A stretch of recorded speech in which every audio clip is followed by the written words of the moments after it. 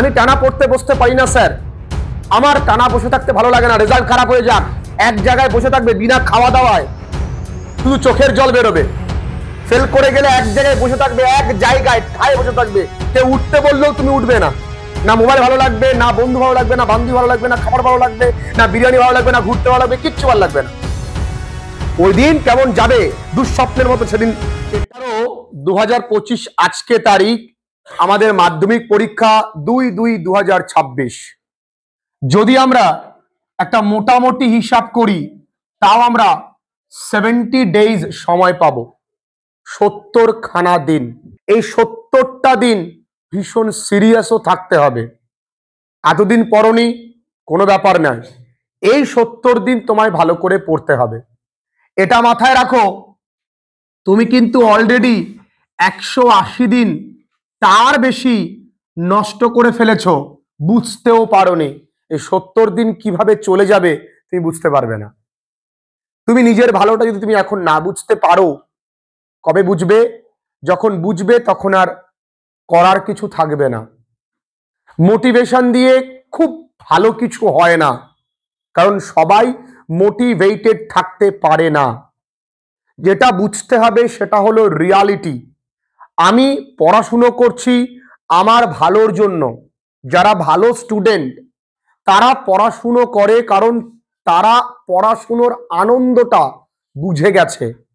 তুমি পড়াশুনোর না করার অজুহাত দেওয়া শিখে গেছো, এই কারণে তোমার মধ্যে আর তার মধ্যে তফাৎ আছে, ছিল, আগামীতেও থাকবে।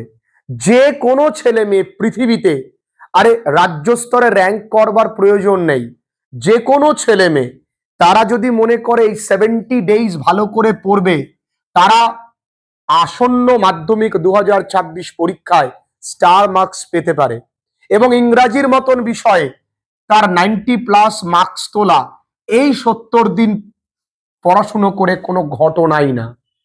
কিন্তু এই 70 দিন মানে আমরা কটা ক্লাসেস পাবো? এই 70 দিন মানে আমরা কিন্তু 16টা ক্লাসেস পাবো। অনলি 16 ডেজ আমরা ক্লাসেস পাবো। আসবে যাবে, দেখে মাধ্যমিক পরীক্ষা চলে এসছে। এখন নিজেকে নিজের জন্য খাটাতে হবে, নিজেকে পড়ার ঘরে সময় দিতে হবে। অনেক হয়েছে আনন্দ, আর নয়। এই টেস্ট পরীক্ষার রেজাল্ট হয়তো তোমাকে স্কুল তোমায় অ্যালাউ করে দেবে, কিন্তু অ্যালাউ করবার আগে একবার কিন্তু তোমার গার্ডিয়ানস কল হবে। তাই সন্তান হিসেবে তোমার কোনো অধিকারই নেই তোমার বাবা মাকে অপমান করানো কাউকে দিয়ে। আমরা তাদের সম্মানের জন্য কি পরিমাণ পরিশ্রম করি। রিয়ালিটি বোঝো, তুমি ভালো করে না পড়লে তুমি ভালো উপার্জন করতে পারবে না। তোমার অনেক ছোট ছোট স্বপ্ন আছে, সেগুলো পূরণ করতে পারবে না। নিজের স্বপ্ন পূরণ করতে পারবে না, বাবা মায়ের অনেক অধরা স্বপ্ন রয়েছে, সেগুলো পূরণ করতে পারবে না। তাই তোমাদের আজকে থেকে কিন্তু এটা একেবারে সংকল্প নিতে হবে যে আমরা আজ থেকে ভালো করে পড়বো। ভাই তোমার জন্য তুমি পড়বে। এবং আজ থেকে আমাদের ক্র্যাশ কোর্সের ক্লাসও স্টার্ট হবে। যারা তোমরা ক্র্যাশ কোর্সে ভর্তি হয়েছো, এই 70টা দিন ডে 1 থেকে আমরা সপ্তাহে 2টো ক্লাসেস পাবো। বস্তা পচা ক্লাস নয়, একদম রেকর্ডেড ক্লাস। যেমনটা প্রতি বছর এই আমার অফলাইন ব্যাচেদের সঙ্গে ক্লাসেস হচ্ছে, সেই ক্লাসটা তুমি পাবে। তুমি তোমার সময় মতন ক্লাস করে নিতে পারবে। এবং রবিবার দিন, তোমাদের রবিবার দিন ডাউট ক্লিয়ারিং ক্লাসেস হবে। যদি কোনো ডাউট থাকে তুমি ক্লাসে জয়েন করবে, ডাউট না থাকলে জয়েন করবে না। তাছাড়াও তোমার কোনো ডাউটস থাকলে তুমি আমাকে থ্রু হোয়াটসঅ্যাপে তোমার ডাউট কিন্তু বলে পাঠাতে পারো, আমি তোমাকে সেটা সলভ করে দেব। এই জায়গায় আমরা কোন কোন জায়গার উপরে গুরুত্ব দেব সেগুলো আমরা পরে আলোচনা করব।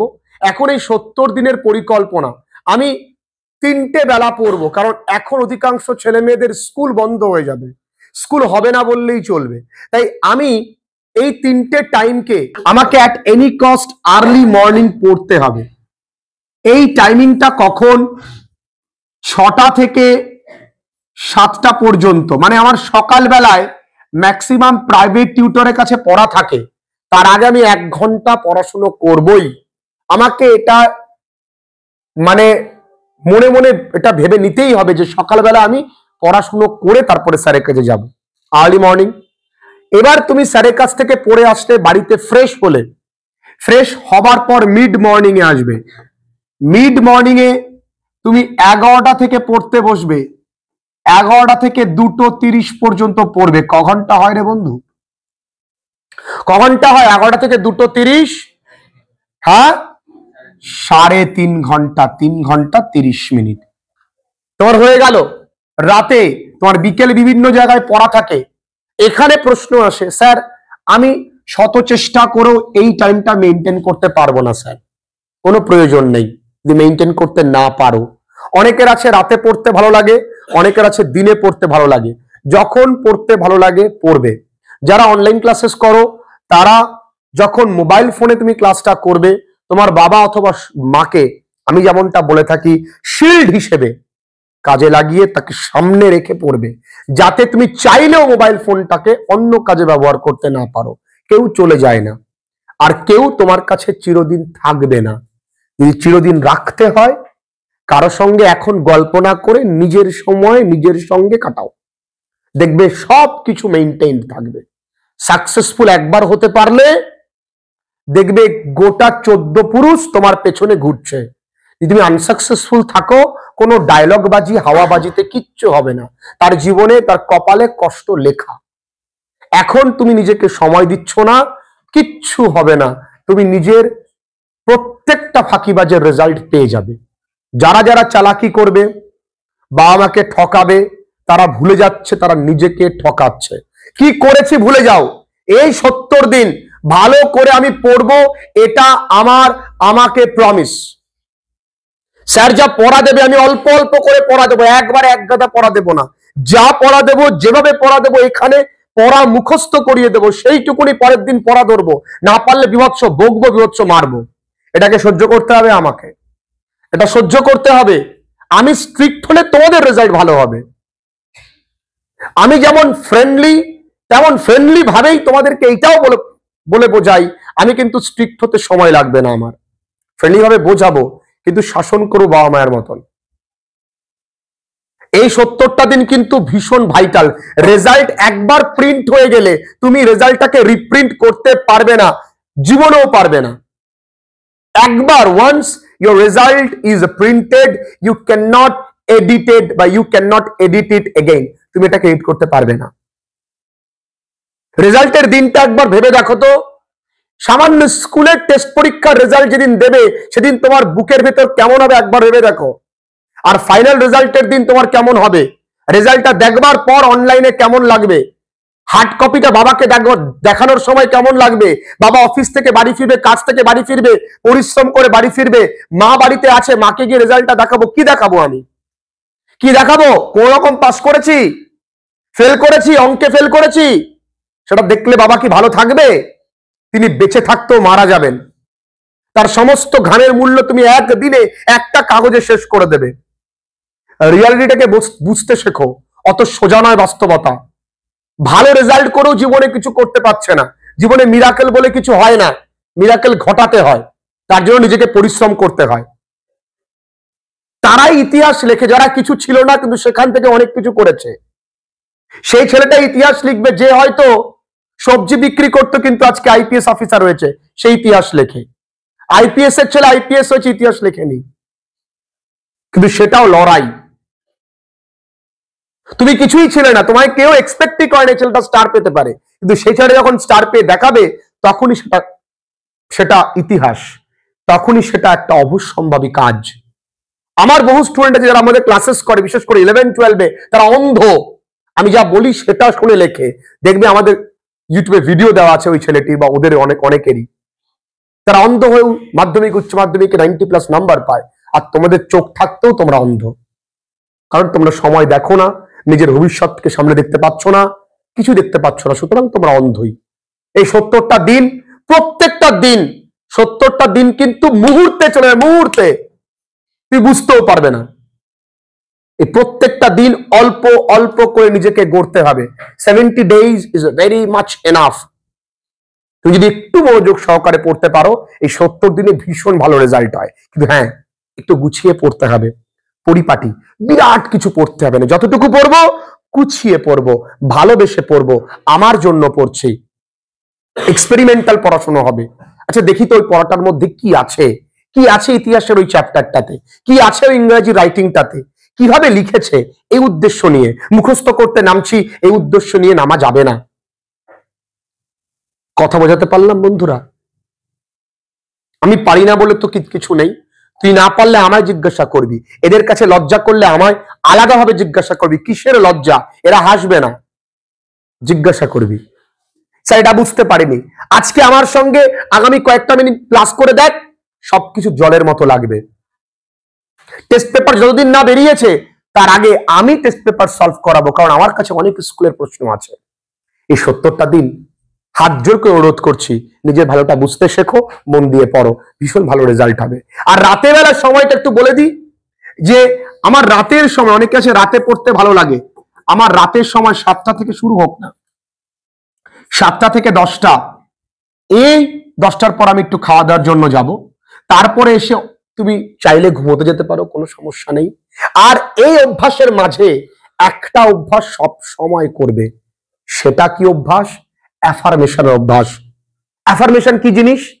তুমি কত পার্সেন্ট মার্কস চাও সেটা একটা সাদা কাগজে লিখবে, এবং প্রতিদিন ঘুমোতে যাওয়ার আগে সেইটাকে নিজেকে নিজের বলতে হবে যে আমি 90% মার্কস পেতে চাই। আমি চ্যালেঞ্জ করছি, যদি তুমি নিজেকে নিজের মন থেকে বলতে পারো, তুমি 90% না পেলেও 85 to 90% তুমি পাবে। অ্যাফার্মেশনের ক্ষমতা অনেক, নিজের মনকে বলে দেখো একবার। এই কাজের মাঝে আমাকে তাহলে এখানে 1 ঘন্টা, 4 ঘন্টা, 3 ঘন্টা, মানে আমি মোরারলেস 8 ঘন্টা কিন্তু পড়বো। তার মানে 8টা সাবজেক্টের জন্য আমার, প্রত্যেকটা সাবজেক্টের জন্য আমার 1 ঘন্টা করে বরাদ্দ। আমি 1 ঘন্টা, আমি সকালবেলা উঠতে পারিনি, কোনো প্রবলেম নেই, তাহলে আমি এই টাইমটাকে বাড়িয়ে দেব, আমি 11:30 পর্যন্ত করে দেব, 12টা পর্যন্ত করে দেব, আমার এই টাইমটা বাড়াতে হবে।